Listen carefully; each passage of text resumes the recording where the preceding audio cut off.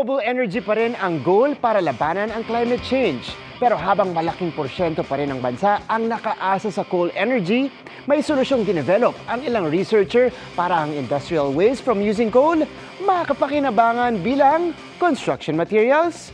Let's change the game and make our own geopolymer brick. Electricity-powered ng lahat. Pero wala ring kuryente kung walang maayos na source. Pero saan nga ba nanggagaling ang kuryente sa bansa? 60% ang ating power supply mula sa coal-fired power plants. Ang coal, pinupulbo at sinusunog sa mga power plant.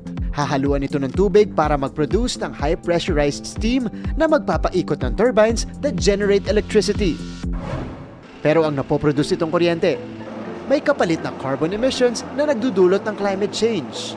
Bukod pa ang naiiwang tone-toneladang industrial waste na coal fly ash. Para sa pangalawang problema, may solusyon ang grupong G-Matrix. Sa pangunguna ni Dr. Michael Promentilla ng De La Salle University, ang coal fly ash, ina-upcycle nila into construction material known as geopolymer bricks. Ito, waste na to sa kanila. May mga pwedeng toxic component ng fly ash na to na pag pinabayaan ay hindi maganda sa kapaligiran natin.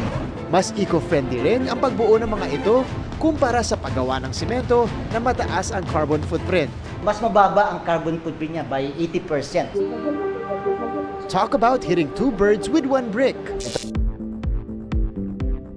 Ito po, ang isa sa mga example natin ng geopolymer bricks. Kasama natin ngayon si Engineer Ethan. He will walk us through everything. Kailangan muna natin magsuot ng mask. Safety first. Galing pala to sa isang power plant sa Manila. Tinatapon siya, pero ngayon nakitaan nila ng potential na active material sa paggawa ng cementitious material. Okay. Una munang pinaghalo-halo ang dry materials. Ang coal fly ash, mine silt, isang industrial waste naman ng pagmimina, at sand. Hinanda ang wet materials. At saka paghahaluin kasama ng abaca fiber.